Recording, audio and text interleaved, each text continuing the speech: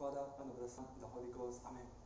My dearest brethren, last November 1st, our spiritual Father Pagliani published his letter at the occasion of the 50th anniversary of the Society Saint-Vincent, and please allow me to read his beautiful letter.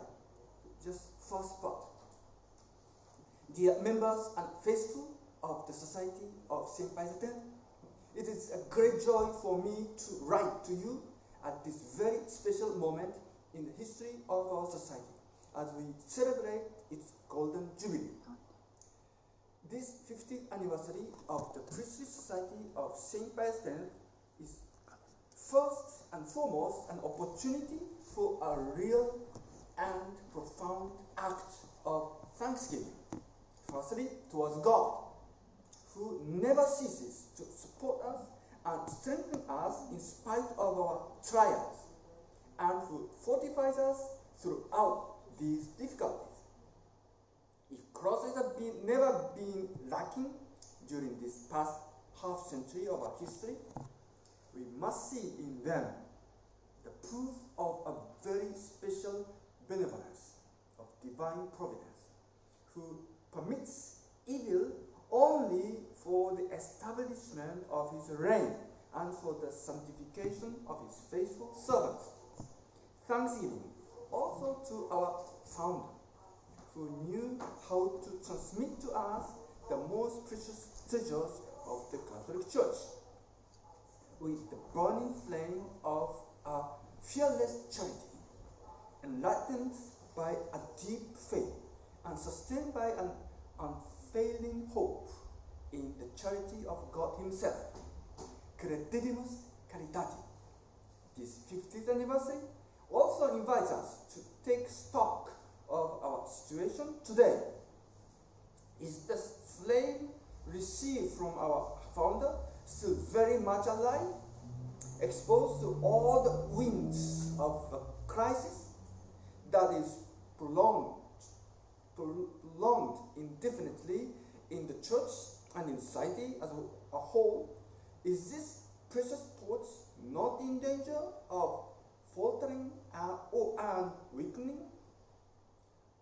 On the one hand, battles of all kinds which persist and whose end is nowhere in sight are likely to fatigue us. Is it really necessary to continue to fight? And on the other hand, after 50 years of fighting, the Society of Saint-Vincent can feel that it is quite comfortably settled and can enjoy relative peace. But such a settled and peaceful situation, are they not also a danger to us? This flame, which we in turn have to transmit to those who follow us, is there not a need to revive it? It is not superfluous to verify that we always keep in mind the raison d'etre of our society, that we pursue its true goal in making good use of the means at our disposal to achieve it. This is even indispensable if we want to be able to continue the momentum of these first 50 years. First point, must the society be militant? The providential circumstances in which God raises up the Society Saint-Vincent, which are those of the terrible crisis into which the Catholic Church has been plunged for 60 years, have obliged us to take a very special place in what has become a real battle. We could say that being militant is a bit of a characteristic of the society.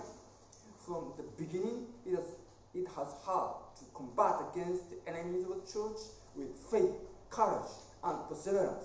However, we must not be mistaken about the profound nature of this struggle, which, if we think about it carefully, is neither exceptional nor original, for it is in the nature of the church upon this earth to be militant, to be militant.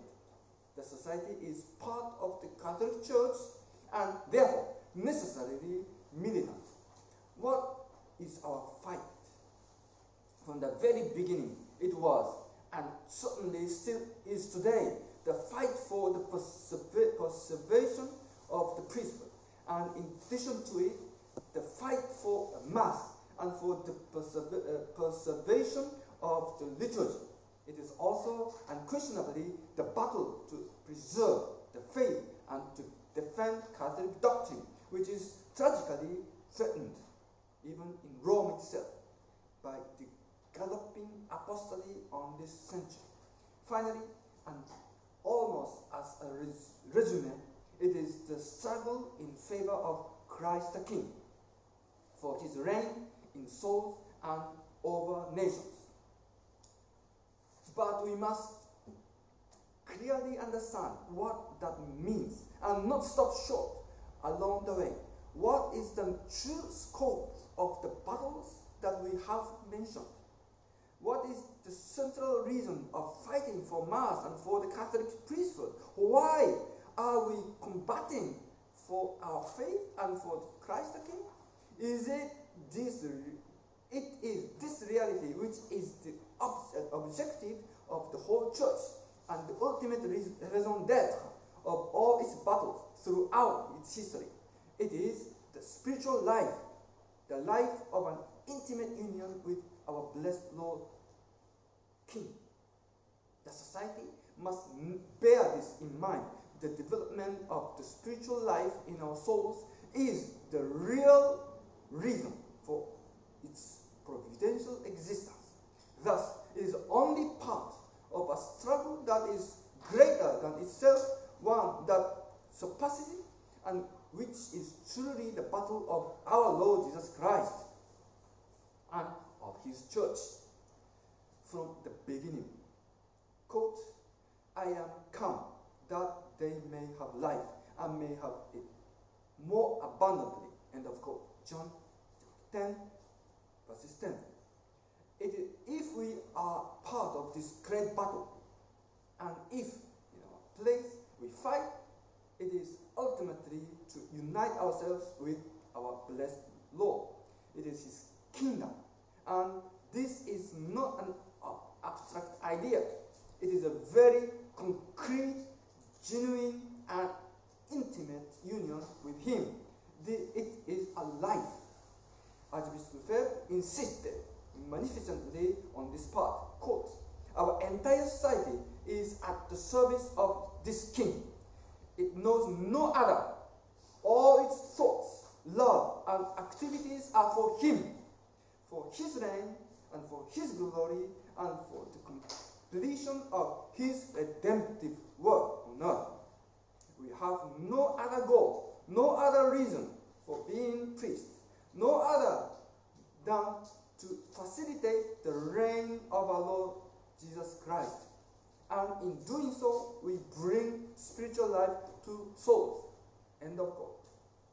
In contrast, if by habits or weariness we weaken in this combat for spiritual life in union with our blessed Lord, then not only are we less available for the essential battle, but we also lose sight of the raison d'etre of the fight we courageously wish to wage for the Mass, the priesthood, Catholic doctrine, and for Christ the King. Thank you very much for listening, and please continue to read the other part, the remaining part, and I encourage you to be aware of our true battle, union of spiritual union with our Lord Jesus Christ, and save souls. Father, Son, Holy Ghost, Amen.